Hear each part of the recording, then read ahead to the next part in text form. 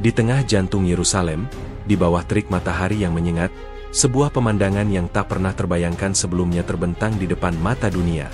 Bukan arak-arakan kemenangan, bukan pula perayaan hari raya, melainkan sebuah demonstrasi masif yang dipimpin oleh puluhan ribu warga Israel. Mereka, yang kebanyakan berasal dari komunitas ultra-ortodoks dengan pakaian khas serba hitam, serta para aktivis perdamaian dari berbagai latar belakang, membanjiri alun-alun Paris, persis di depan kantor Perdana Menteri Benyamin Netanyahu. Spanduk-spanduk besar bertuliskan aksara Ibrani, "Cukup perang. Nyawa lebih penting dari kebanggaan. Damai sekarang, bukan nanti." Dan, "Netanyahu, hentikan pembantaian." Berkibar-kibar, memotong angin gurun yang kering. Suara-suara mereka, yang biasanya dikenal khusyuk dalam doa, kini bersatu dalam teriakan menuntut perdamaian, menciptakan riuh rendah yang mengguncang fondasi gedung Knesset. Para jurnalis dari seluruh dunia, yang berdatangan untuk meliput, tampak bingung. Mereka telah terbiasa dengan narasi dukungan tak tergoyahkan dari rakyat Israel terhadap operasi militer pemerintah, terlepas dari segala kritikan internasional. Namun, hari itu, narasi itu runtuh. Kamera-kamera televisi menangkap wajah-wajah serius, air mata, dan ekspresi kekecewaan yang mendalam dari para demonstran. Mereka bukan hanya sekadar massa yang marah, mereka adalah simbol dari perubahan sentimen yang diam-diam telah mengakar di dalam masyarakat. Seorang wanita tua dengan kerudung di kepalanya, memegang erat foto putranya yang gugur, berteriak pada seorang polisi yang mencoba menenangkan massa, "Kami tidak mengirim anak-anak kami untuk mati dalam perang yang tidak ada artinya. Cukup." Reuven Weiss, seorang rabi yang dihormati dan memiliki pengaruh besar di kalangan komunitasnya, berdiri di atas sebuah podium darurat. Rambut dan jenggotnya yang putih membuatnya tampak seperti figur kenabian dari zaman kuno. Mikrofon yang dipegangnya berdecit, namun suaranya yang lantang dan penuh wibawa terdengar jelas di tengah kerumunan. "Saudara-saudaraku sebangsa dan seiman," katanya, suaranya bergetar dengan emosi. "Taurat kita mengajarkan, janganlah engkau membunuh. Ini adalah perintah yang suci, perintah dari Tuhan yang Maha Kuasa. Apakah kita, sebagai umat pilihan, telah melupakan perintah ini? Apakah kita telah membiarkan amarah dan kebencian membutakan mata kita, hingga kita tidak lagi melihat penderitaan orang lain? Perang yang kita jalani ini, atas nama apa? Atas nama kebanggaan? Kekuatan? Itu bukanlah jalan yang diajarkan oleh para nabi kita. Jalan kita adalah jalan perdamaian, jalan belas kasihan, dan jalan kebijaksanaan. Kita di sini hari ini untuk mengingatkan pemerintah kita, dan mengingatkan diri kita sendiri, bahwa tidak ada kemenangan dalam kehancuran, tidak ada kejayaan dalam pertumpahan darah. Satu-satunya jalan keluar adalah negosiasi, satu-satunya tujuan adalah perdamaian abadi. Kata-kata Reuven menyulut semangat baru di antara para demonstran. Teriakan, "Damai, damai, damai," menggema, mengalahkan suara sirene dan helikopter yang melayang di atas. Para pejabat pemerintah, yang memandang dari balik jendela kaca kantor mereka, tampak panik. Mereka tidak menyangka gelombang oposisi akan datang dari dalam, dari jantung komunitas yang selama ini dianggap paling konservatif dan setia. Mereka telah memperhitungkan reaksi dari dunia internasional. Mereka siap dengan retorika pembelaan diri, namun mereka tidak siap untuk menghadapi protes dari rakyat mereka sendiri, dari orang-orang yang wajahnya mereka lihat setiap hari di jalanan Yerusalem. Gelombang demonstrasi ini bukan hanya sebuah protes, melainkan sebuah pernyataan. Sebuah pernyataan bahwa narasi perang yang tak berujung telah mencapai titik jenuh. Rakyat telah lelah. Lelah dengan berita duka, lelah dengan ketidakpastian, dan lelah dengan janji-janji kosong.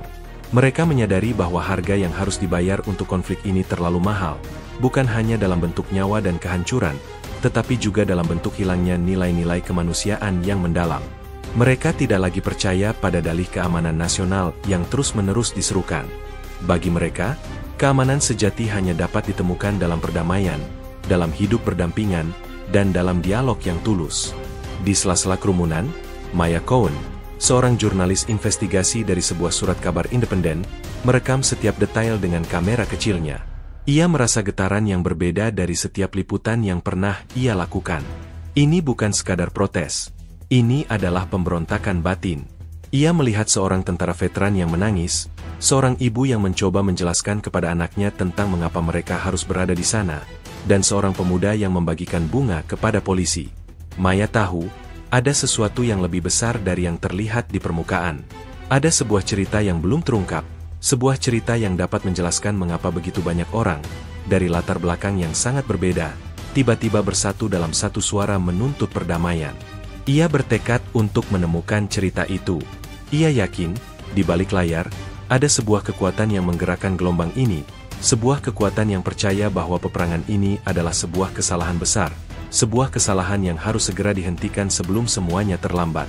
Di tengah kerumunan yang bergelora, Reuven Weiss bukanlah sekadar seorang rabi. Ia adalah seorang figur yang memancarkan aura ketenangan dan otoritas yang langka. Pakaian hitam tradisionalnya, yang seringkali menjadi simbol keterpisahan dari masyarakat sekuler, kini justru menjadi lambang persatuan. Ia berdiri di atas panggung darurat, menentang angin yang membawa debu dan kebencian. Kata-katanya, yang sederhana namun penuh makna, menembus dinding-dinding perdebatan politik dan mencapai hati orang-orang. Ia tidak berbicara tentang politik atau strategi militer, melainkan tentang nilai-nilai kemanusiaan yang mendalam. Ia mengingatkan mereka tentang sejarah bangsa mereka, tentang penderitaan yang mereka alami, dan tentang janji yang mereka buat untuk tidak pernah membiarkan kebencian menguasai diri mereka. Kita telah menjadi bangsa yang menderita, katanya, suaranya naik. Dan justru karena penderitaan itulah, kita harus menjadi mercusuar bagi dunia. Kita harus menunjukkan bahwa kekuasaan sejati bukanlah dalam senjata, tetapi dalam belas kasihan. Namun, di balik citra publiknya sebagai seorang rabi yang karismatik, Reuven Weiss adalah seorang pemimpin yang cerdas dan visioner. Ia tidak muncul begitu saja. Gerakannya, yang kini dikenal sebagai gelombang damai, telah ia bangun selama bertahun-tahun dalam diam. Ia mengumpulkan orang-orang dari berbagai lapisan masyarakat, para akademisi yang muak dengan retorika perang, para ibu yang kehilangan anak-anak mereka, para veteran yang menderita trauma pasca perang, dan para pemimpin agama yang merindukan perdamaian. Ia tidak meminta mereka untuk melepaskan keyakinan mereka, melainkan untuk menemukan titik temu dalam nilai-nilai universal yang mereka pegang bersama. Ia meyakinkan mereka bahwa perdamaian bukanlah tanda kelemahan, melainkan tanda kekuatan yang sesungguhnya. Dalam salah satu pertemuan rahasia mereka di sebuah sinagoge kecil di Mea Shearim, sebuah distrik ultra-ortodoks di Yerusalem, Reuven menjelaskan visinya. Kita tidak akan mengalahkan mereka dengan kekerasan, katanya, matanya memancarkan cahaya keyakinan. Kita akan mengalahkan mereka dengan kebenaran. Kita akan menunjukkan kepada dunia bahwa rakyat Israel menginginkan perdamaian, bahwa kita tidak takut untuk berdialog, dan bahwa kita bersedia untuk mengulurkan tangan kita. Salah satu pengikutnya, seorang profesor filsafat dari Universitas Ibrani, bertanya dengan skeptis, "Rabi, bagaimana mungkin kita bisa berdialog dengan mereka yang menganggap kita sebagai musuh? Bagaimana kita bisa meyakinkan mereka bahwa kita tulus?" Reuven tersenyum. "Kita tidak akan berdialog dengan musuh," jawabnya, "kita akan berdialog dengan sesama manusia. Di balik seragam dan senjata, di balik kebencian dan ketakutan, ada manusia yang sama-sama merindukan kedamaian. Tugas kita adalah menemukan mereka, dan membantu mereka menemukan suara mereka." Ia mengungkapkan bahwa ia telah lama menjalin hubungan dengan sebuah kelompok moderat di Qatar. Kelompok ini, yang dipimpin oleh seorang diplomat muda bernama Tariq Al-Hamad, juga percaya bahwa konflik ini tidak akan pernah berakhir dengan kemenangan militer. Mereka percaya bahwa perdamaian hanya dapat dicapai melalui diplomasi dan pengertian. Hubungan antara Reuven dan Tariq, yang dibangun melalui perantara rahasia, adalah benang merah yang akan menyatukan kedua belah pihak. Tariq Al-Hamad adalah seorang reformis. Ia percaya bahwa Qatar, sebagai sebuah negara yang makmur dan berpengaruh, memiliki tanggung jawab moral untuk mempromosikan perdamaian dan stabilitas di Timur Tengah. Ia telah seringkali menghadapi perlawanan dari para petinggi pemerintahannya, yang lebih memilih untuk mempertahankan status quo. Namun, Tariq tidak menyerah. Ia percaya bahwa perdamaian adalah satu-satunya jalan menuju kemakmuran jangka panjang bagi semua orang di wilayah tersebut. "Perang hanya akan melahirkan kehancuran," katanya dalam sebuah percakapan rahasia dengan Reuven melalui sebuah aplikasi pesan terenkripsi, "dan kehancuran akan melahirkan kebencian. Satu-satunya cara untuk mengakhiri siklus ini adalah dengan menghentikannya." Reuven dan Tariq, meskipun terpisah oleh jarak, budaya, dan sejarah, memiliki kesamaan yang mendalam, keyakinan yang teguh pada kekuatan dialog dan belas kasihan. Mereka tahu bahwa jalan yang mereka pilih adalah jalan yang sulit dan berbahaya. Mereka berdua menyadari bahwa mereka akan menghadapi perlawanan dari para petinggi militer, para politisi yang korup, dan para pengusaha yang mendapatkan keuntungan dari perang. Namun, mereka juga tahu bahwa mereka tidak sendirian. Mereka memiliki dukungan dari rakyat mereka sendiri, dari orang-orang yang telah lelah dengan konflik dan merindukan perdamaian. Reuven memutuskan bahwa waktunya telah tiba untuk bertindak. Ia menghubungi Tariq dan menyampaikan niatnya untuk mengadakan demonstrasi besar-besaran di Yerusalem. Kita harus menunjukkan kepada dunia, katanya kepada Tariq, bahwa kita berdua menginginkan perdamaian. Bahwa kita bukan musuh, melainkan saudara. Tariq, yang awalnya ragu, akhirnya setuju. Kami akan mendukung Anda, katanya. Kami akan bekerja dari balik layar untuk memastikan bahwa pesan Anda sampai kepada kami. Dengan demikian, demonstrasi di Yerusalem tidak hanya sekadar protes. Itu adalah langkah pertama dari sebuah rencana rahasia, sebuah langkah berani untuk mengubah takdir. Itu adalah sebuah pesan yang ditujukan tidak hanya kepada pemerintah Israel, tetapi juga kepada pemerintah Qatar. Itu adalah sebuah pesan bahwa ada sebuah jembatan yang dapat dibangun di atas jurang kebencian, sebuah jembatan yang dapat membawa mereka semua menuju perdamaian sejati. Dan Reuven Weiss, sang rabi yang dihormati, adalah arsitek dari jembatan itu. Ia tahu bahwa perjalanannya baru saja dimulai, dan bahwa tantangan yang paling berat masih ada di depan. Namun, ia juga tahu bahwa ia tidak akan pernah menyerah, karena ia percaya bahwa perdamaian, pada akhirnya, akan menang. Saat matahari terbenam di Yerusalem, memancarkan cahaya keemasan di atas kubah batu, Reuven Weiss tidak kembali ke rumahnya. Sebaliknya, ia menyelinap ke sebuah apartemen sederhana di sebuah bangunan tua di distrik Yahudi. Di sana, ia disambut oleh sebuah tim kecil, sekelompok orang yang telah menjadi mata, telinga, dan tangan kanannya selama bertahun-tahun. Mereka adalah jaringan damai, sebuah kelompok rahasia yang ia bentuk dengan cermat dan hati-hati. Di antara mereka ada seorang profesor ilmu komputer, seorang seniman jalanan, seorang dokter yang mengobati korban perang dari kedua belah pihak, dan seorang mantan tentara yang kini menjadi pacifis. Mereka semua memiliki satu tujuan yang sama, mengakhiri perang ini dengan cara apapun yang diperlukan. Malam itu, mereka mengadakan pertemuan darurat. Di atas meja, layar laptop menyala, menampilkan peta digital yang menunjukkan pergerakan massa dan laporan dari berbagai sumber. Demonstrasi berhasil melampaui ekspektasi kita, Rabbi, kata profesor ilmu komputer, seorang pria paruh baya bernama Yitzhak. Pesanmu telah menyebar ke seluruh negeri, dan bahkan ke seluruh dunia. Media internasional kini fokus pada kita, bukan pada Netanyahu. Reuven mengangguk, namun raut wajahnya tetap tegang. Itu baru permulaan, katanya. Perhatian media bisa dengan mudah berbalik arah. Kita harus bertindak cepat sebelum pemerintah punya waktu untuk meredam kita. Fokus pembicaraan kemudian beralih ke Qatar. Reuven membuka sebuah laptop yang terenkripsi dan menunjukkan sebuah video pendek. Di layar, seorang pria muda dengan wajah yang ramah dan mata yang cerdas tersenyum. Itu adalah Tariq Al-Hamad. Video itu adalah pesan singkat yang dikirimkan Tariq kepada Reuven. Kami melihat apa yang Anda lakukan, kata Tariq dalam video itu. Anda telah memberikan kami keberanian. Sekarang, kami akan menunjukkan kepada Anda bahwa Anda tidak berjuang sendirian. Reuven menjelaskan kepada timnya tentang hubungan rahasianya dengan Tariq. Dia adalah kunci, kata Reuven. Dia adalah satu-satunya orang di pihak mereka yang berani untuk berpikir di luar kotak. Dia percaya bahwa perdamaian bukanlah sebuah utopia, melainkan sebuah keharusan. Hubungan mereka dimulai beberapa tahun yang lalu, melalui seorang perantara yang tidak diketahui. Awalnya, itu hanya pertukaran ide-ide teoretis tentang cara menyelesaikan konflik. Namun, seiring berjalannya waktu, pertukaran itu berubah menjadi sebuah rencana konkret.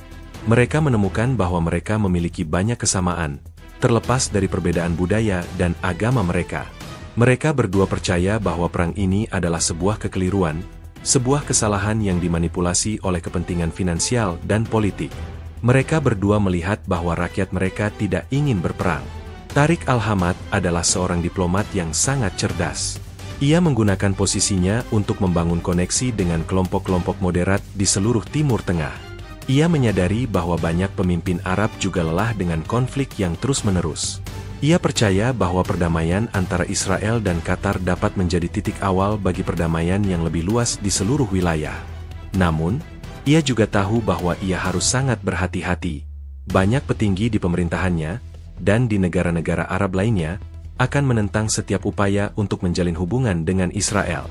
Di sisi lain, Reuven menghadapi tantangan yang sama. Banyak pemimpin agama dan politisi di Israel akan menganggapnya sebagai pengkhianat. Mereka akan menuduhnya bersekutu dengan musuh. Itulah sebabnya mengapa jaringan damai mereka harus beroperasi dalam bayangan.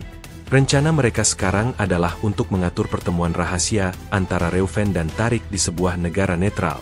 Pertemuan ini akan menjadi momen yang menentukan. Jika mereka berhasil merumuskan sebuah kesepakatan damai, mereka dapat menyajikan kepada pemerintah mereka sebuah solusi yang sulit untuk ditolak. Namun, jika mereka gagal, mereka akan menghadapi risiko yang sangat besar. Nyawa mereka bisa terancam. Risiko ini terlalu besar, Rabbi, kata seorang anggota jaringan, seorang dokter bernama Eliana. Jika mereka menemukan kita semua bisa celaka. Reuven menatapnya dengan tatapan yang tenang namun tegas. Bahaya selalu ada, Eliana, katanya. Tapi kita tidak punya pilihan. Kita tidak bisa membiarkan perang ini terus berlanjut. Ini bukan hanya tentang kita. Ini tentang generasi mendatang. Kita harus menunjukkan kepada mereka bahwa ada jalan lain. Jalan yang bukan jalan kekerasan dan kebencian. Malam itu, mereka mulai menyusun rencana untuk pertemuan tersebut. Mereka harus menemukan sebuah tempat yang aman. Sebuah tempat di mana mereka dapat bertemu tanpa terdeteksi oleh intelijen dari kedua negara. Mereka juga harus menemukan cara untuk berkomunikasi dengan Tariq tanpa meninggalkan jejak digital yang dapat dilacak. Yitzhak, sang profesor ilmu komputer, mengusulkan penggunaan jaringan terenkripsi yang ia rancang sendiri, sebuah jaringan yang tidak terhubung dengan internet, sehingga mustahil untuk dilacak. Di saat yang sama, di Qatar, Tariq juga sedang bekerja. Ia menyelinap keluar dari istana kerajaan dan bertemu dengan beberapa sekutu kepercayaannya. Ia menjelaskan tentang pertemuan rahasia yang akan datang. Salah satu sekutunya, seorang pensiunan jenderal, memperingatkannya. Anda bermain dengan api, Tariq, katanya. Jika pemerintah tahu, mereka akan menuduh Anda sebagai pengkhianat. Tariq mengangguk. Saya tahu, katanya. Tapi saya tidak punya pilihan. Jika kita tidak bertindak, perang ini akan menghancurkan kita semua. Kita tidak bisa terus-menerus hidup dalam ketakutan dan kebencian. Hubungan antara Reuven dan Tariq bukanlah sebuah hubungan yang biasa. Itu adalah sebuah hubungan yang dibangun di atas dasar kepercayaan, keberanian, dan keyakinan. Mereka adalah dua pemimpin dari dua dunia yang berbeda, yang disatukan oleh satu tujuan yang sama, perdamaian. Mereka adalah arsitek dari sebuah jembatan yang terbuat dari harapan. Sebuah jembatan yang bisa menghubungkan kedua bangsa dan mengakhiri konflik yang tak berujung. Dan mereka tahu, pekerjaan yang paling berat baru saja dimulai. Mereka harus berhadapan dengan kekuatan yang jauh lebih besar dari mereka, kekuatan yang bertekad untuk mempertahankan perang. Di sebuah kafe kecil di Tel Aviv, di antara tumpukan koran dan cangkir kopi yang kosong, Maya Cohn merasa ada sesuatu yang tidak beres. Sebagai seorang jurnalis investigasi veteran, ia telah meliput konflik di Timur Tengah selama lebih dari 20 tahun. Ia tahu bagaimana perang dimulai, bagaimana perang berlangsung, dan bagaimana perang berakhir. Namun, perang ini terasa berbeda. Ada sesuatu yang tidak masuk akal dalam narasi resmi yang diberikan oleh pemerintah. Ia telah mengikuti demonstrasi di Yerusalem, mewawancarai para demonstran, dan mendengarkan pidato Reuven Weiss. Ia merasa ada benang merah yang menghubungkan gerakan perdamaian ini dengan sesuatu yang lebih besar, sesuatu yang tersembunyi. Maya mulai menggali lebih dalam. Ia tidak hanya meliput demonstrasi, tetapi juga menyelidiki latar belakangnya. Ia menemukan bahwa dukungan finansial untuk gerakan Reuven Weiss tidak hanya datang dari sumbangan kecil, tetapi juga dari sumber yang tidak diketahui. Ia melacak uang itu ke sebuah yayasan yang terdaftar di Panama, sebuah perusahaan cangkang yang mustahil untuk dilacak. Ia juga menemukan bahwa ada sebuah gelombang berita palsu yang sengaja disebarkan di media sosial, yang menuduh para demonstran sebagai pengkhianat dan agen asing. Retorika itu terlalu terkoordinasi, terlalu cepat, dan terlalu efektif untuk menjadi kebetulan.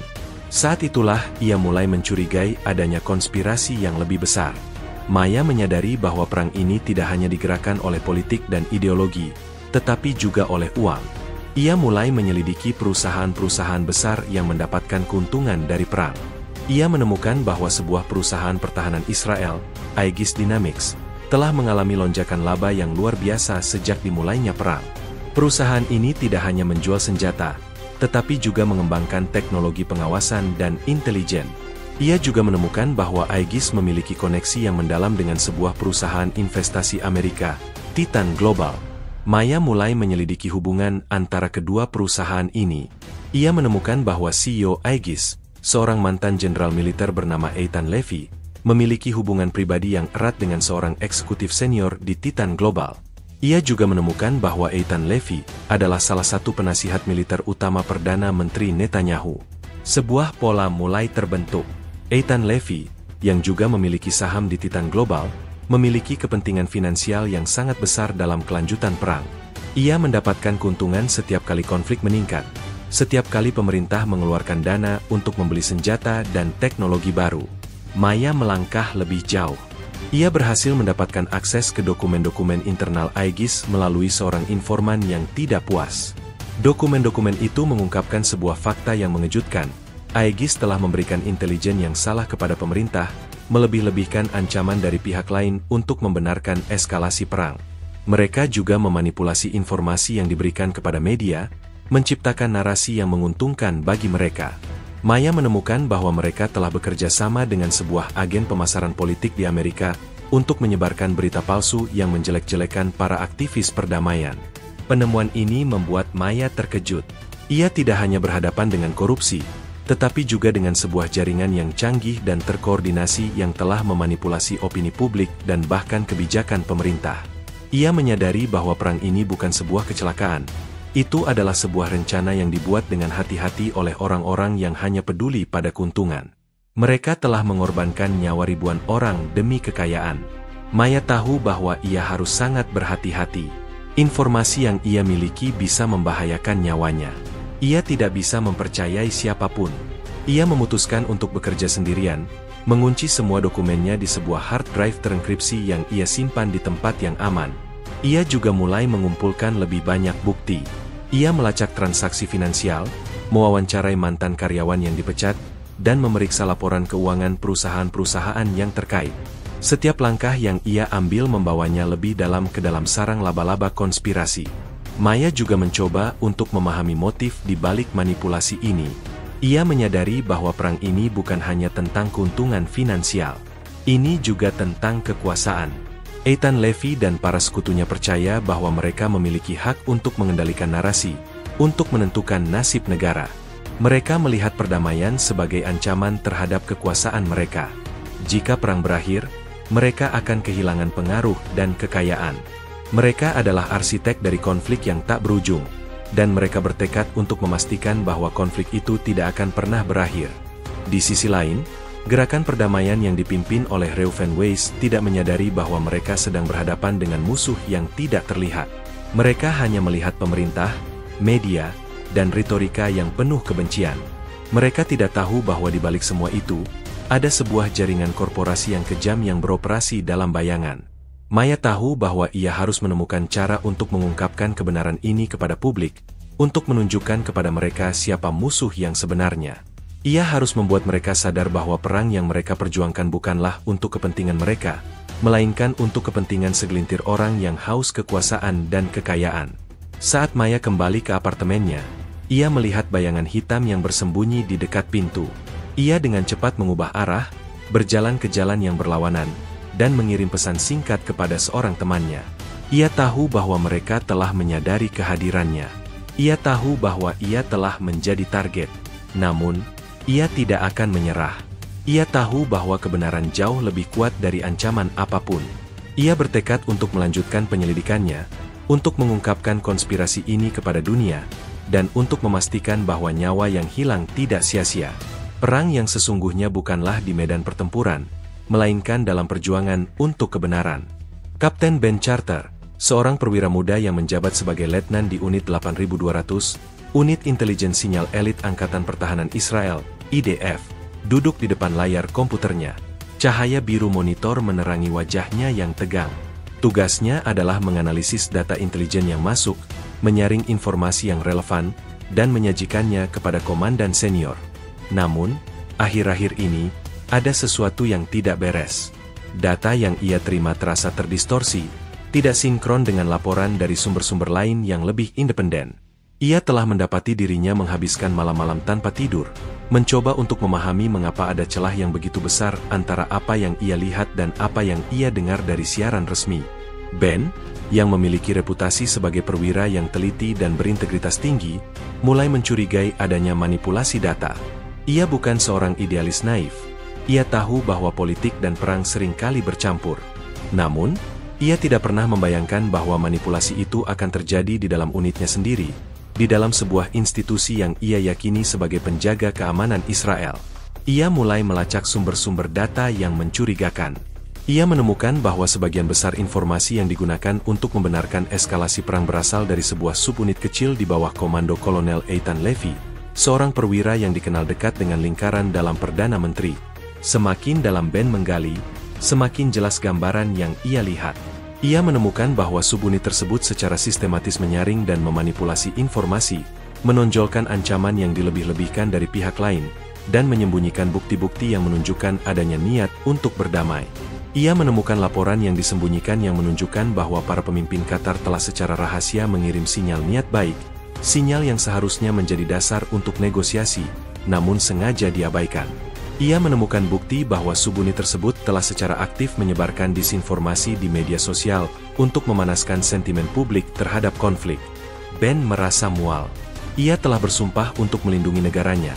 Namun ia menyadari bahwa ia telah menjadi bagian dari sebuah kebohongan yang membahayakan. Ia dihadapkan pada sebuah dilema moral yang sangat berat. Di satu sisi, ia adalah seorang prajurit. Ia telah dilatih untuk mengikuti perintah, untuk tidak mempertanyakan otoritas. Sumpah kesetiaannya kepada IDF adalah segalanya baginya. Jika ia membocorkan informasi ini, ia akan dianggap sebagai pengkhianat. Ia akan menghadapi hukuman yang berat, dan karirnya akan hancur. Keluarganya, yang sangat bangga padanya, akan menanggung malu. Di sisi lain, ia adalah seorang manusia yang memiliki hati nurani. Ia melihat jumlah korban yang terus meningkat, penderitaan yang tak terhitung, dan ia tahu bahwa semua itu didasarkan pada kebohongan. Ia menyadari bahwa jika ia diam, ia akan menjadi kaki tangan dalam kejahatan ini. Ia akan membiarkan perang yang tidak perlu terus berlanjut, membiarkan lebih banyak nyawa hilang demi kepentingan segelintir orang. Ia teringat akan wajah-wajah para prajurit yang ia kenal, yang kini menjadi korban perang.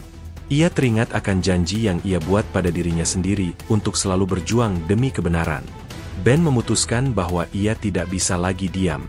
Ia tahu bahwa ia harus bertindak, tetapi ia harus melakukannya dengan sangat hati-hati.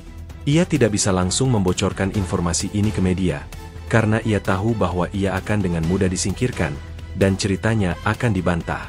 Ia harus menemukan cara untuk menyampaikannya kepada seseorang yang dapat dipercaya, seseorang yang memiliki keberanian dan sarana untuk mengungkapkan kebenaran kepada publik. Malam itu, ia membuat salinan terenkripsi dari semua bukti yang ia kumpulkan. Ia menyalin data ke sebuah flash drive kecil yang ia sembunyikan di sebuah loker di stasiun kereta. Ia juga membuat sebuah sandi rahasia, sebuah kode yang hanya ia dan seseorang yang ia percaya dapat memahaminya. Orang itu adalah Maya Cohn. Ben tidak mengenal Maya secara pribadi, tetapi ia telah mengikuti laporan investigasinya selama bertahun-tahun. Ia mengagumi keberaniannya dan integritasnya. Ia yakin bahwa Maya adalah satu-satunya orang yang dapat ia percaya. Ben tahu bahwa keputusannya adalah sebuah pengkhianatan.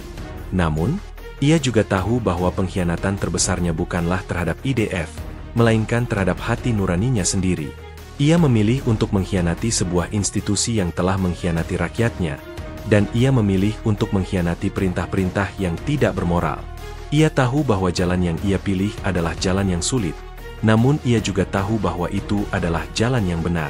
Ia adalah seorang prajurit yang telah memutuskan untuk menjadi seorang pahlawan yang memilih untuk berjuang demi perdamaian, bukan demi perang. Dan ia tahu bahwa perjuangannya baru saja dimulai. Ia harus bersembunyi dalam bayangan, menunggu saat yang tepat untuk mengungkapkan kebenaran yang akan mengguncang negaranya.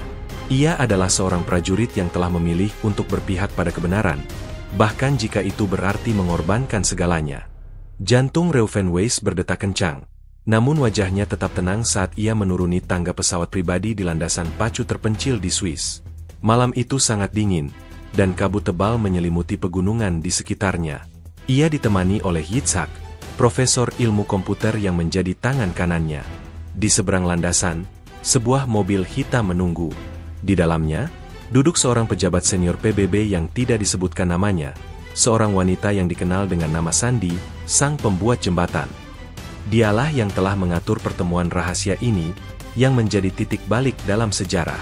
Sementara itu, Tariq Al-Hamad juga melakukan perjalanan yang sama sulitnya. Ia menyamar sebagai seorang pengusaha yang bepergian untuk urusan bisnis, menghindari deteksi dari mata-mata yang mengawasinya di setiap sudut. Ia ditemani oleh seorang pensiunan jenderal yang menjadi penasihat militernya.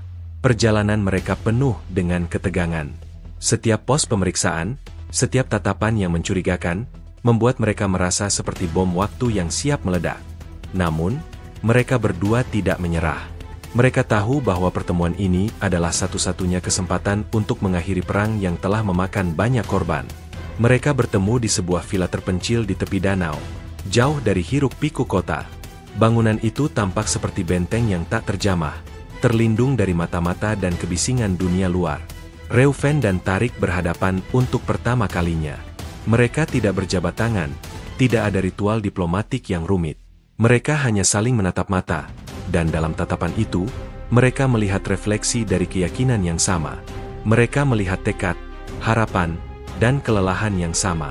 Pertemuan dimulai dengan canggung. Reuven berbicara tentang ajaran-ajaran Taurat tentang perdamaian, sementara Tariq berbicara tentang prinsip-prinsip syariah tentang belas kasihan dan keadilan. Mereka menyadari bahwa terlepas dari perbedaan agama, nilai-nilai yang mereka pegang sangatlah mirip. Mereka menyadari bahwa yang memisahkan mereka bukanlah Tuhan, melainkan politik, uang, dan kebencian. Mereka mulai membahas perjanjian damai. Reuven mengusulkan sebuah rencana yang berani, penghentian total permusuhan, penarikan pasukan secara bertahap, dan pembentukan komite gabungan untuk memfasilitasi dialog dan kerjasama di masa depan. Tariq mengusulkan sebuah kerangka kerja ekonomi, di mana kedua negara dapat bekerja sama dalam proyek-proyek energi, infrastruktur, dan teknologi. Mereka percaya bahwa kerjasama ekonomi akan menciptakan ketergantungan yang saling menguntungkan, sehingga perang tidak lagi menjadi pilihan. Namun, rintangan terbesar bukanlah pada substansi perjanjian itu sendiri, melainkan pada cara mereka menyajikannya kepada pemerintah mereka. Mereka tahu bahwa baik Netanyahu maupun para petinggi Qatar tidak akan menerima perjanjian yang dibuat secara rahasia. Mereka harus menemukan cara untuk memaksa mereka untuk duduk di meja perundingan. Saat itulah, sang pembuat jembatan angkat bicara. Ia mengusulkan sebuah rencana yang berisiko tinggi namun berpotensi mengubah segalanya. Ia akan menggunakan posisinya di PBB untuk membuat pernyataan publik tentang pertemuan mereka. Pernyataan itu tidak akan mengungkapkan isi perjanjian, tetapi hanya akan mengonfirmasi bahwa perwakilan dari Israel dan Qatar telah bertemu secara rahasia dan telah mencapai kesepakatan prinsipil.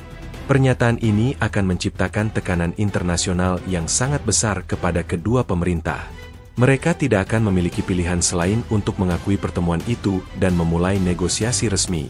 Reuven dan Tariq setuju dengan rencana itu. Mereka tahu bahwa ini adalah sebuah pertaruhan yang sangat besar. Jika mereka gagal, mereka akan dianggap sebagai pengkhianat. Namun, mereka juga tahu bahwa mereka tidak punya pilihan lain. Mereka harus berani mengambil risiko untuk mencapai perdamaian. Selama pertemuan itu, mereka juga menyusun rencana untuk mengumpulkan dukungan dari rakyat. Reuven akan kembali ke Israel dan mengorganisir demonstrasi-demonstrasi yang lebih besar, sementara Tariq akan menggunakan koneksinya di media Arab untuk menyebarkan pesan perdamaian dan kerjasama. Mereka akan menunjukkan kepada dunia bahwa perdamaian bukanlah sebuah impian yang mustahil, tetapi sebuah kenyataan yang bisa mereka capai jika mereka bersatu. Namun, saat pertemuan hampir berakhir, mereka menyadari bahwa mereka tidak sendirian. Mereka menemukan sebuah alat penyadap kecil yang disembunyikan di bawah meja. Seseorang telah mengawasi mereka, dan informasi tentang pertemuan rahasia ini kini telah tersebar. Panik menyelimuti ruangan. Mereka tahu bahwa hidup mereka kini berada dalam bahaya. Mereka harus bertindak cepat sebelum mereka tertangkap. Reuven, Tarik, dan sang pembuat jembatan bergegas meninggalkan villa itu. Mereka berpisah, mengambil rute yang berbeda untuk menghindari pengejaran. Reuven dan Yitzhak naik ke pesawat pribadi, sementara Tarik dan pensiunan jenderal itu naik ke mobil yang terpisah. Mereka tidak tahu siapa yang telah menyadap mereka. Namun mereka tahu bahwa orang itu adalah musuh yang kuat dan berbahaya. Misi damai ini telah berubah menjadi sebuah misi pelarian. Mereka kini tidak hanya berjuang untuk perdamaian, tetapi juga untuk hidup mereka sendiri. Namun, mereka tidak menyerah. Mereka tahu bahwa kebenaran ada di pihak mereka. Mereka tahu bahwa mereka harus terus berjuang sampai perdamaian terwujud. Mereka adalah dua pemimpin dari dua dunia yang berbeda, yang disatukan oleh sebuah janji yang suci, untuk mengakhiri perang dan membangun jembatan perdamaian. Saat fajar menyingsing di atas Danau Jenewa, memantulkan cahaya keperakan pada permukaan air yang tenang, sebuah pesawat jet pribadi mendarat darurat di sebuah bandara kecil. Di dalamnya, Reuven Weiss dan Yitzhak, sang profesor, duduk dengan tegang. Mereka tidak tahu siapa yang telah menemukan mereka, tetapi mereka tahu bahwa keberadaan mereka di Swiss tidak lagi aman. Mereka memutuskan untuk mengambil risiko dan kembali ke Israel, berharap bahwa di tengah kekacauan yang terjadi, mereka akan lebih mudah untuk bersembunyi. Namun, saat mereka tiba di Bandara Ben Gurion, sebuah mobil hitam telah menunggu. Di dalam mobil itu, duduk seorang pria dengan wajah dingin dan mata yang tajam. Dia adalah Elad Mizrachi, seorang mantan anggota unit khusus Israel, yang kini bekerja sebagai pembunuh bayaran untuk Aegis Dynamics dan Titan Global. Dia telah menerima perintah dari Eitan Levy untuk membungkam Reuven Weiss dan siapapun yang bersekutu dengannya. Elad tidak bekerja karena ideologi. Dia bekerja karena uang. Namun, pekerjaan ini terasa berbeda. Dia telah mengabdi kepada negaranya selama bertahun-tahun, dan dia merasa jijik dengan perintah yang diberikan kepadanya. Dia harus membunuh seorang rabi yang dihormati, seorang pria yang hanya menginginkan perdamaian. Namun, dia juga tahu bahwa jika dia menolak, dia akan menjadi target berikutnya. Saat Reuven dan Yitzhak memasuki mobil yang dikirim oleh jaringan damai, Elad sudah membuntuti mereka. Ia melaju dengan tenang, menunggu saat yang tepat untuk menyerang. Ia telah merencanakan pembunuhan itu dengan sangat hati-hati. Ia akan membuat sebuah kecelakaan mobil yang tampak seperti sebuah kecelakaan biasa, sehingga tidak ada yang akan mencurigai adanya pembunuhan. Namun, apa yang tidak diketahui Elad adalah bahwa ia juga sedang diawasi. Letnan Ben Charter, yang telah membocorkan informasi kepada Maya Cohn, menyadari bahwa Elad sedang dalam misi. Ben telah menemukan jejak digital yang mengarah kepada Elad, dan ia tahu bahwa Elad adalah pembunuh bayaran yang dipekerjakan oleh Eitan Levy. Ia menyadari bahwa misi Elad adalah untuk membunuh Reuven Weiss, seorang pria yang berjuang untuk perdamaian. Ben kini berada di sebuah dilema moral yang lebih berat. Ia tidak hanya harus melindungi dirinya sendiri, tetapi juga harus menyelamatkan nyawa Reuven Weiss. Ia tahu bahwa ia tidak bisa mengandalkan siapapun. Ia harus bertindak sendirian. Ia melompat ke dalam mobilnya dan mulai mengikuti Elad. Ia harus menggagalkan rencana pembunuhan itu sebelum semuanya terlambat. Pengejaran itu berlangsung di jalan-jalan yang ramai di Tel Aviv. Elad melaju dengan sangat cepat, sementara Ben berusaha untuk tetap berada di belakangnya. Di tengah kemacetan, Elad menyadari bahwa ia sedang dibuntuti. Ia mulai melakukan manuver yang berbahaya, mencoba untuk mengusir Ben dari jalan. Ben, dengan keahliannya sebagai seorang perwira intelijen, berhasil menghindari setiap manuver Elad. Saat mobil Reuven memasuki sebuah jalan yang sepi di pinggir kota, Elad melaju lebih cepat. Ia berencana untuk menabrak mobil Reuven dari samping, membuat kecelakaan itu tampak seperti sebuah kecelakaan tabrak lari. Namun, saat ia mendekat, Ben mengambil keputusan yang sangat berani. Ia menabrak mobil Elad dari belakang, membuat Elad kehilangan kendali. Mobil Elad berputar dan menabrak tiang listrik. Ben keluar dari mobilnya dan berlari ke arah mobil Elad. Elad, yang terluka, berusaha untuk keluar dari mobilnya. Saat ia melihat Ben, ia menyadari bahwa ia telah dikhianati oleh seseorang dari dalam. "Siapa kamu?" tanyanya. Suaranya dipenuhi amarah. "Aku adalah orang yang sama denganmu," jawab Ben. Aku adalah seorang prajurit yang telah disuruh untuk mengkhianati hati nuraninya. Tapi aku menolak. Elad terdiam. Ia menatap Ben dengan tatapan yang penuh dengan kekaguman dan penyesalan. Ia tahu bahwa ia telah kalah. Ia tahu bahwa Ben telah mengalahkannya, bukan dengan kekerasan, tetapi dengan keberanian. Polisi dan ambulans tiba di tempat kejadian. Mereka menemukan Elad yang terluka, dan Ben yang berdiri di samping mobilnya. Ben tidak memberikan penjelasan. Ia hanya menunggu. Saat ia dibawa ke kantor polisi, ia tahu bahwa ia telah membuat keputusan yang benar. Ia telah mengkhianati sebuah institusi yang korup, namun ia telah menyelamatkan nyawa seorang pria yang berjuang untuk perdamaian.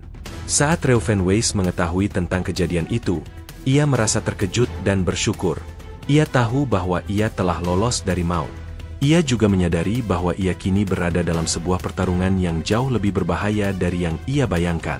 Musuh mereka tidak hanya bersembunyi di balik kekuasaan, tetapi juga di balik senjata. Keesokan harinya, Maya Cohen, yang telah menerima informasi dari Ben Charter, menulis sebuah artikel yang menggemparkan. Ia menceritakan tentang upaya pembunuhan terhadap Reuven Weiss, dan ia mengungkapkan bahwa pembunuhan itu direncanakan oleh Aegis Dynamics. Artikel itu tidak hanya mengungkapkan sebuah kejahatan, tetapi juga mengungkapkan sebuah kebenaran yang mengerikan. Perang ini tidak hanya didasarkan pada kebohongan, tetapi juga pada pembunuhan. Reuven Weiss, yang kini menjadi simbol perjuangan, kembali ke Yerusalem. Ia tahu bahwa perjalanannya belum berakhir. Ia tahu bahwa ia harus terus berjuang sampai perdamaian terwujud. Ia adalah seorang pria yang telah selamat dari maut, dan ia bertekad untuk memastikan bahwa nyawa yang telah hilang tidak akan sia-sia. Ia adalah seorang pemimpin yang telah memilih untuk berpihak pada kebenaran, bahkan jika itu berarti mengorbankan segalanya. Setelah mengantar Reuven Weiss ke tempat yang aman dan memastikan ia mendapatkan perawatan medis, Letnan Ben Charter melarikan diri. Ia tahu bahwa ia tidak bisa kembali ke rumah atau ke unitnya. Ia telah menjadi buronan, dan satu-satunya orang yang bisa ia percayai adalah Maya Cohen. Ia mengiriminya pesan singkat, yang berisi lokasi pertemuan rahasia. Maya, yang sedang sibuk menulis artikelnya, langsung membatalkan semua rencananya dan pergi ke tempat yang ditentukan. Mereka bertemu di sebuah kafe yang terpencil di pinggiran Tel Aviv. Ben, yang mengenakan pakaian sipil, tampak sangat lelah. Maya, yang mengenakan jaket kulit dan kacamata hitam, tampak siap untuk perang. Ben menyerahkan hard drive terenkripsi yang berisi semua bukti manipulasi intelijen, bukti-bukti yang menunjukkan bahwa Kolonel Eitan Levy telah sengaja memberikan informasi yang salah kepada pemerintah. Ia juga menyerahkan sebuah file audio yang berisi rekaman percakapan antara Elad Mizrachi, sang pembunuh bayaran, dengan seorang pejabat senior di Aegis Dynamics, yang mengonfirmasi bahwa mereka telah menyewa Elad untuk membunuh Reuven Weiss. Maya menatap Ben dengan tatapan yang penuh dengan kekaguman. "Kamu tahu apa yang kamu lakukan ini?" tanyanya. "Kamu telah mempertaruhkan segalanya." Ben mengangguk. "Aku tahu," katanya. "Tapi aku tidak punya pilihan. Aku tidak bisa hidup dengan kebohongan ini. Aku tidak bisa membiarkan lebih banyak nyawa hilang demi kepentingan orang-orang yang hanya peduli pada uang." Maya mulai bekerja. Ia menghabiskan berjam-jam di dalam apartemennya, mengunci diri dari dunia luar. Ia menganalisis hard drive itu, memverifikasi setiap dokumen, setiap rekaman audio, dan setiap jejak digital. Ia menemukan bukti yang tak terbantahkan, sebuah narasi yang menakutkan tentang bagaimana sebuah perusahaan pertahanan, dengan bantuan petinggi militer, telah memanipulasi perang demi keuntungan. Ia menemukan bukti bahwa mereka tidak hanya memanipulasi intelijen, tetapi juga menyebarkan disinformasi di media sosial, membayar para komentator untuk menyebarkan kebencian, dan bahkan membiayai kelompok-kelompok ekstremis untuk memicu kekerasan. Artikel yang ia tulis tidak hanya sebuah laporan. Itu adalah sebuah manifesto, sebuah bom waktu yang akan meledak di tengah masyarakat. Ia tidak hanya menulis tentang korupsi, ia menulis tentang pengkhianatan. Ia menulis tentang bagaimana para pemimpin yang seharusnya melindungi rakyatnya justru mengorbankan mereka demi kekayaan. Ia menulis tentang bagaimana perang yang mereka yakini sebagai sebuah perang suci hanyalah sebuah permainan catur yang dimainkan oleh orang-orang yang haus kekuasaan. Saat artikel itu diterbitkan di halaman depan koran, kejutannya terasa seperti gempa bumi. Publik, yang selama ini mendukung perang, merasa terkejut dan marah. Mereka telah ditipu, dan mereka tahu itu. Gambar-gambar tentara yang gugur, para korban yang tak bersalah, dan penderitaan yang tak terhitung, kini memiliki arti yang baru dan mengerikan. Mereka tidak lagi melihat perang sebagai sebuah perjuangan yang mulia, melainkan sebagai sebuah kebohongan yang kejam. Protes yang dipimpin oleh Reuven Weiss kini mendapatkan momentum yang luar biasa. Ribuan orang, yang sebelumnya ragu-ragu, kini bergabung dalam demonstrasi. Mereka tidak hanya menuntut perdamaian, tetapi juga akuntabilitas. Mereka menuntut agar para pelaku konspirasi ini diadili. Mereka menuntut agar para pemimpin yang telah mengkhianati mereka dipecat.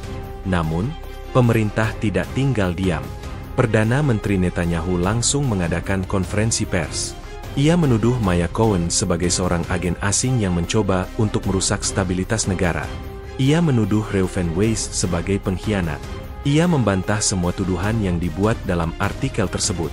Namun, kata-katanya terdengar kosong. Ia tidak memiliki bukti untuk membantah tuduhan Maya. Publik tidak lagi mempercayainya. Sementara itu, Kolonel Eitan Levy, sang dalang konspirasi, menghilang. Ia telah melarikan diri dari negaranya. Ia tahu bahwa ia tidak akan bisa lolos dari hukuman. Ia telah dikhianati oleh bawahannya. Dan ia tahu bahwa permainannya telah berakhir. Kebenaran, yang selama ini tersembunyi, kini telah terungkap. Rakyat Israel kini menyadari bahwa mereka telah menjadi korban dari sebuah konspirasi yang mengerikan. Mereka telah mengorbankan nyawa mereka, keluarga mereka, dan masa depan mereka untuk kepentingan segelintir orang. Mereka merasa marah, sedih, dan dikhianati. Malam itu, di Yerusalem, sebuah nyala lilin kecil muncul di tengah kerumunan. Satu demi satu, ribuan lilin dinyalakan. Cahaya lilin itu menerangi kegelapan, melambangkan harapan yang baru. Harapan bahwa dari kehancuran ini, sebuah perdamaian yang sejati akan muncul. Mereka tidak hanya berjuang untuk mengakhiri perang, tetapi juga untuk membangun sebuah masyarakat yang lebih adil dan lebih jujur. Sebuah masyarakat yang tidak akan pernah lagi membiarkan kebohongan menguasai mereka. Dan Maya Cohen, sang jurnalis, adalah pahlawan yang telah menunjukkan kepada mereka jalan menuju kebenaran. Ia telah mempertaruhkan segalanya, dan ia telah menang. Di dalam gedung Knesset, suasana tegang terasa mencekam. Perdana Menteri Benyamin Netanyahu duduk di ruang rapat pribadinya, wajahnya pucat dan tegang. Di atas meja di depannya, tergeletak salinan artikel Maya Cohen yang mengejutkan, dengan judul yang dicetak tebal dan besar, "Perang ini adalah sebuah kebohongan. Bagaimana korupsi dan disinformasi memanipulasi nasib bangsa." Ia tidak bisa menyangkalnya. Bukti yang disajikan oleh Maya, yang didukung oleh bocoran dari Letnan Ben Charter, sangatlah kuat dan tak terbantahkan. Ia tahu bahwa ia berada di ambang kehancuran politik. Netanyahu telah menghabiskan seluruh karirnya membangun citra sebagai pemimpin yang kuat dan tak tergoyahkan, sebagai pelindung Israel. Namun, artikel ini telah menghancurkan semua itu dalam satu malam. Rakyat, yang selama ini mendukungnya, kini merasa dikhianati. Mereka tidak lagi melihatnya sebagai pemimpin yang kuat, melainkan sebagai seorang politisi yang telah mengorbankan nyawa anak-anak mereka demi kekuasaan. Gelombang demonstrasi yang dipimpin oleh Reuven Weiss kini menjadi sebuah tsunami politik yang mengancam untuk menenggelamkan pemerintahannya. Para anggota kabinetnya, yang sebelumnya setia, kini mulai menunjukkan tanda-tanda ketidakpuasan. Mereka khawatir bahwa skandal ini akan menghancurkan karir politik mereka juga. Mereka mendesak Netanyahu untuk mengambil tindakan, untuk melakukan sesuatu yang dapat meredam kemarahan publik.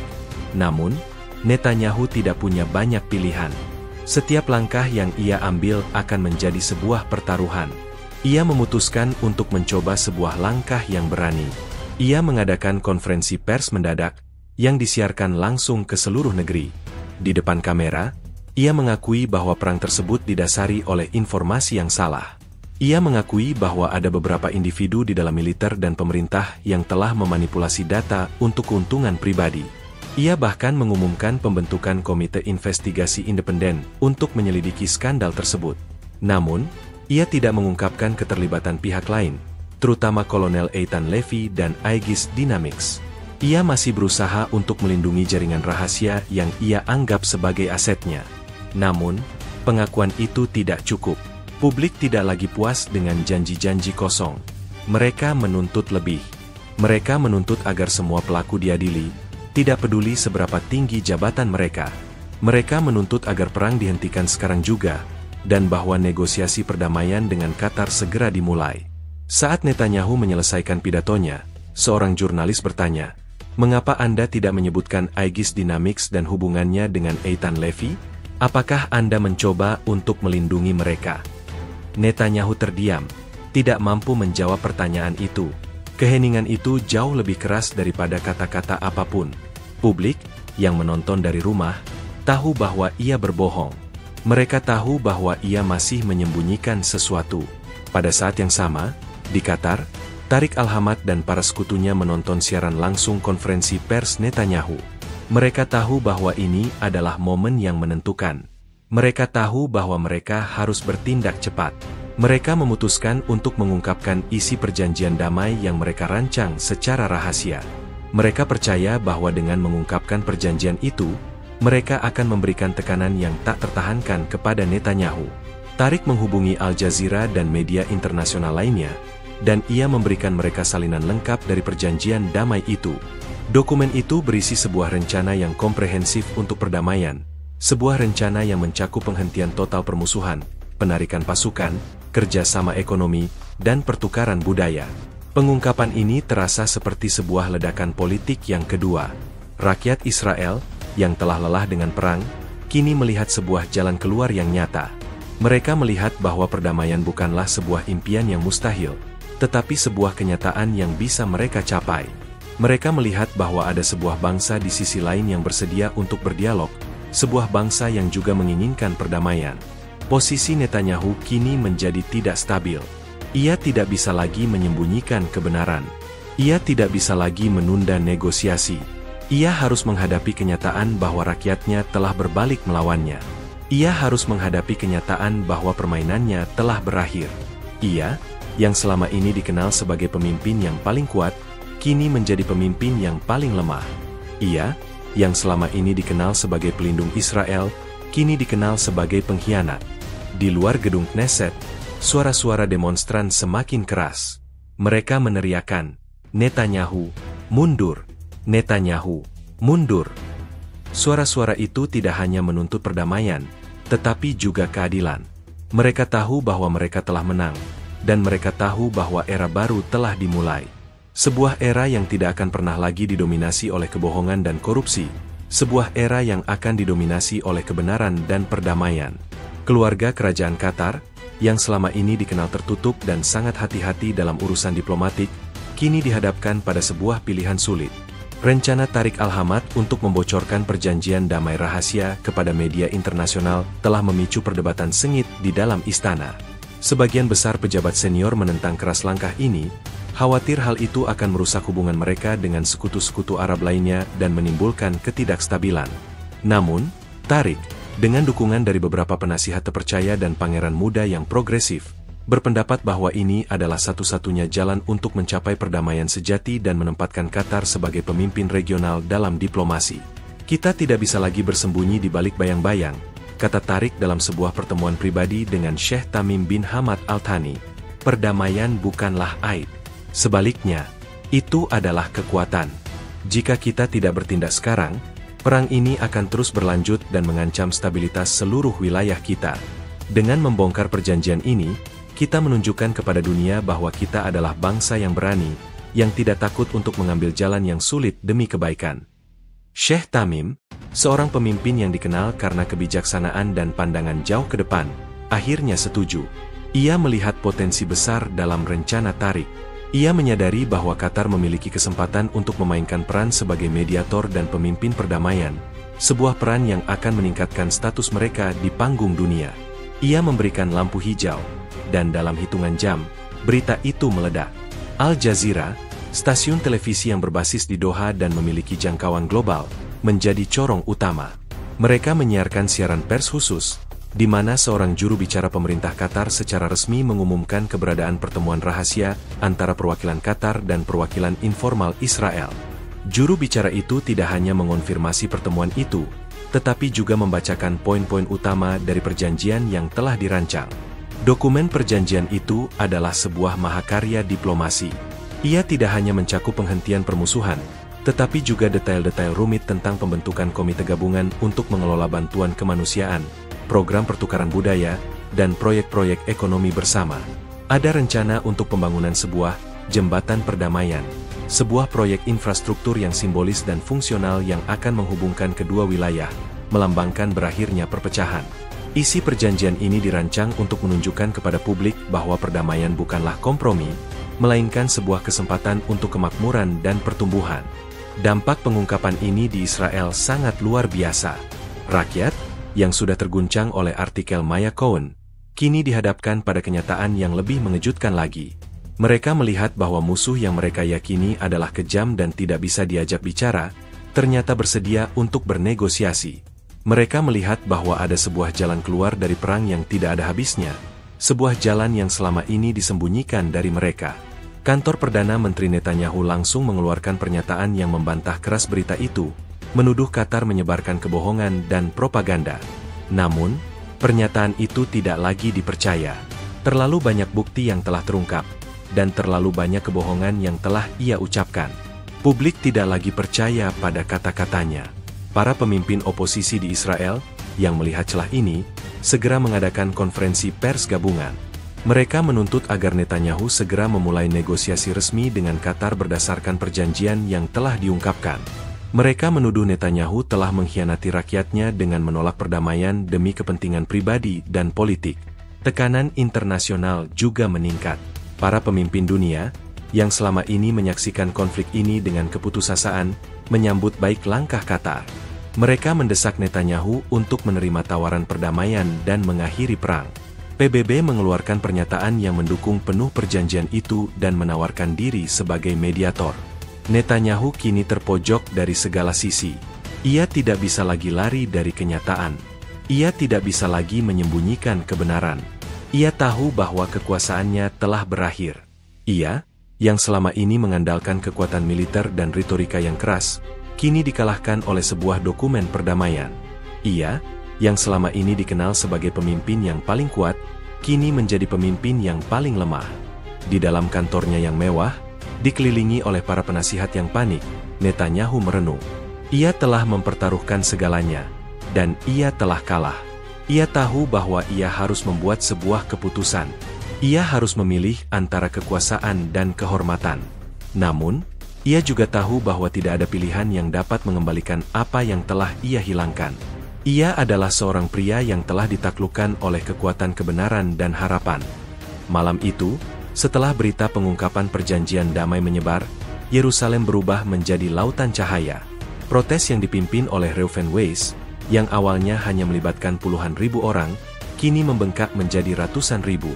Massa yang tumpah ruah memenuhi setiap sudut jalan, alun-alun Paris, bahkan hingga ke jalan-jalan di sekitarnya. Mereka datang dari segala penjuru Israel, dari kibuts di utara, dari kota-kota pesisir, dari permukiman di perbukitan, dan dari komunitas ultra-ortodoks di Yerusalem. Mereka adalah dokter, guru, mahasiswa, veteran, dan ibu rumah tangga. Mereka tidak lagi datang untuk memprotes, tetapi untuk merayakan sebuah kemungkinan yang baru, sebuah harapan yang telah lama terkubur di bawah puing-puing perang. Suara-suara mereka tidak lagi dipenuhi dengan amarah, melainkan dengan lagu-lagu perdamaian. Spanduk-spanduk baru muncul, bertuliskan, "Terima perjanjian damai, akhiri perang sekarang," dan "Netanyahu, mundur." Reuven Weiss berdiri di atas podium yang sama, namun kini wajahnya memancarkan kelegaan. Ia melihat lautan wajah yang bersatu, lautan hati yang berdenyut dalam satu irama, irama perdamaian. Ia tahu bahwa ia tidak lagi berjuang sendirian. Ia tahu bahwa perjuangannya kini telah menjadi perjuangan seluruh bangsa. "Saudara-saudaraku sebangsa dan seiman," serunya. Suaranya bergetar dengan emosi. "Kita telah ditipu, kita telah dikhianati. Namun, kita tidak akan membiarkan kebohongan menguasai kita. Kita tidak akan membiarkan kebencian memecah belah kita. Hari ini, kita berdiri di sini bukan sebagai Yahudi atau Arab, bukan sebagai sekuler atau religius, tetapi sebagai manusia. Kita di sini untuk menunjukkan kepada dunia bahwa kita menginginkan perdamaian, dan kita akan memperjuangkannya." Kata-kata Reuven disambut dengan tepuk tangan dan teriakan yang riuh. Di antara kerumunan, Maya Cohen, sang jurnalis, menyaksikan pemandangan itu dengan mata berkaca-kaca. Ia melihat bahwa artikelnya, yang telah ia tulis dengan mempertaruhkan nyawanya, telah mencapai tujuannya. Ia tidak hanya mengungkapkan sebuah kebenaran, tetapi juga telah memicu sebuah revolusi. Ia menyadari bahwa kekuasaan media tidak hanya terletak pada kemampuannya untuk mengungkap kejahatan, tetapi juga pada kemampuannya untuk menggerakkan hati dan pikiran rakyat. Sementara itu, di dalam gedung Knesset, Perdana Menteri Netanyahu dan para menterinya menyaksikan adegan itu di layar televisi. Wajah mereka dipenuhi dengan keputusasaan.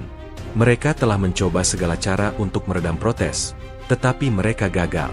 Mereka telah mencoba untuk memecah belah para demonstran, tetapi mereka gagal. Kekuatan rakyat, yang selama ini mereka remehkan, kini telah menjadi kekuatan yang paling besar. Di sisi lain, oposisi politik, yang melihat celah ini, mengambil tindakan. Mereka mengajukan mosi tidak percaya di Knesset, menuntut agar Netanyahu segera mengundurkan diri. Mereka menuduhnya telah gagal untuk melindungi rakyat, telah gagal untuk memimpin dengan integritas, dan telah gagal untuk mencapai perdamaian. Mereka juga menuntut agar komite investigasi independen dibentuk untuk menyelidiki skandal korupsi dan manipulasi intelijen. Tekanan dari dalam dan luar negeri membuat posisi Netanyahu menjadi tidak stabil. Para sekutu internasionalnya, termasuk Amerika Serikat dan negara-negara Eropa, mendesaknya untuk menerima perjanjian damai yang ditawarkan oleh Qatar. Mereka juga mendesaknya untuk menyerahkan kekuasaannya demi kebaikan negara. Netanyahu menyadari bahwa ia tidak bisa lagi berpegang pada kekuasaannya. Ia tahu bahwa ia telah kalah. Namun, ia menolak untuk menyerah. Ia mencoba untuk meredam protes dengan menawarkan konsesi-konsesi kecil.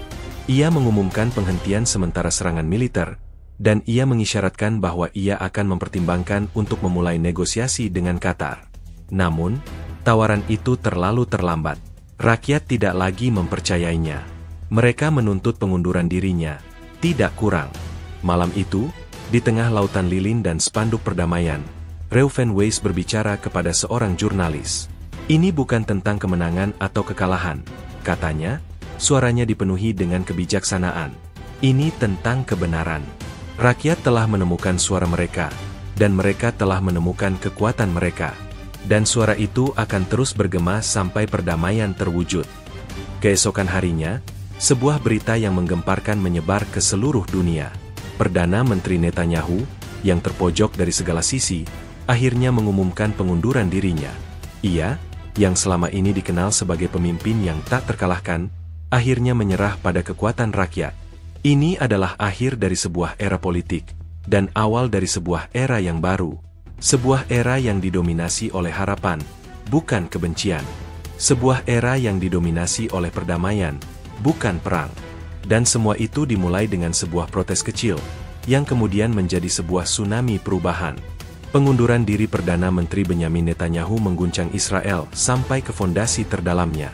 Pengumuman itu datang saat negara berada di puncak krisis politik yang belum pernah terjadi sebelumnya. Di saat rakyat merayakan kemenangan perdamaian, di sisi lain, banyak yang masih terkejut dengan kepergian pemimpin yang telah lama memegang kendali. Sebuah era yang telah berlangsung selama bertahun-tahun, yang identik dengan kekuatan militer, retorika keras, dan diplomasi yang kaku, kini berakhir. Keputusan itu diumumkan melalui pidato singkat yang disiarkan langsung dari kediaman resminya. Dengan wajah yang tampak lelah dan suara yang bergetar, Netanyahu mengakui bahwa ia telah gagal dalam mempertahankan kepercayaan rakyat. Ia tidak secara eksplisit mengakui semua tuduhan korupsi dan manipulasi, namun ia mengatakan bahwa, demi persatuan bangsa dan demi kepentingan masa depan negara, ia merasa bahwa pengunduran dirinya adalah satu-satunya jalan. Ia mengakhiri pidatonya dengan sebuah permohonan agar rakyat Israel tetap bersatu di tengah masa yang tidak menentu ini. Kata-kata terakhirnya tidak lagi terdengar sebagai perintah seorang pemimpin, melainkan sebagai bisikan seorang pria yang telah dikalahkan. Reaksi publik beragam. Di jalan-jalan Yerusalem, ribuan orang meletuskan sorakan riang gembira. Mereka menyalakan kembang api, bernyanyi, dan menari di alun-alun yang baru beberapa jam lalu dipenuhi dengan protes. Mereka melihat pengunduran dirinya sebagai kemenangan yang monumental, sebuah bukti bahwa kekuatan rakyat jauh lebih besar dari kekuasaan politik. Bagi mereka, ini adalah sebuah momen bersejarah, sebuah momen di mana demokrasi dan hati nurani telah menang atas korupsi dan kebohongan. Namun, di antara para pendukungnya yang setia, pengunduran diri ini adalah sebuah tragedi. Mereka melihatnya sebagai sebuah pengkhianatan, sebuah momen di mana seorang pemimpin yang dicintai telah dipaksa turun oleh musuh-musuh politik dan media. Mereka merasa bahwa negara kini kehilangan nahoda yang kuat, dan mereka khawatir bahwa perdamaian yang dijanjikan akan membawa kehancuran alih-alih kemakmuran. Mereka merasa bahwa mereka telah kehilangan sebuah era yang penuh dengan kebanggaan, dan kini menghadapi sebuah masa depan yang tidak jelas. Di tingkat politik, pengunduran diri ini memicu sebuah kekosongan kekuasaan yang segera diisi dengan perebutan kekuasaan yang sengit. Koalisi pemerintahan yang rapuh segera runtuh, dan negara dihadapkan pada kemungkinan pemilihan umum yang baru. Para pemimpin oposisi, yang telah bersatu dalam menuntut pengunduran diri Netanyahu, kini terpecah belah dalam upaya untuk membentuk pemerintahan baru. Mereka semua berjanji untuk melanjutkan proses perdamaian, tetapi mereka juga memiliki agenda-agenda mereka sendiri. Di tengah kekacauan politik itu, Reuven Weiss dan jaringan damainya terus bekerja. Mereka tidak merayakan kemenangan ini sebagai akhir dari perjuangan, melainkan sebagai awal dari babak baru. Mereka tahu bahwa perdamaian sejati tidak dapat dibangun dalam satu malam. Itu adalah sebuah proses yang panjang dan sulit, yang membutuhkan kerja keras, kesabaran, dan komitmen. Mereka mulai bekerja sama dengan para pemimpin politik yang baru, mendorong mereka untuk mengutamakan perdamaian di atas politik. Mereka juga mulai bekerja untuk memulihkan kepercayaan masyarakat, membangun jembatan antara komunitas-komunitas yang telah lama terpecah belah oleh perang. Meskipun Netanyahu telah lengser, ia meninggalkan warisan yang rumit dan mendalam. Ia adalah seorang pemimpin yang, selama bertahun-tahun, telah berhasil mempertahankan kekuasaannya melalui retorika yang kuat dan kebijakan yang keras. Namun, ia juga adalah seorang pemimpin yang telah dikalahkan oleh kekuatan yang paling tidak ia duga, kebenaran. Ceritanya akan menjadi sebuah pelajaran berharga bagi generasi mendatang, sebuah pelajaran bahwa kekuasaan tidak akan pernah bertahan jika dibangun di atas kebohongan. Dan pengunduran dirinya akan menjadi sebuah pengingat abadi bahwa rakyat, pada akhirnya, selalu memiliki kekuatan untuk mengubah takdir mereka sendiri. Era Netanyahu telah berakhir, dan Israel kini berdiri di ambang sebuah masa depan yang tidak pasti, sebuah masa depan yang akan dibangun oleh harapan, bukan kebencian.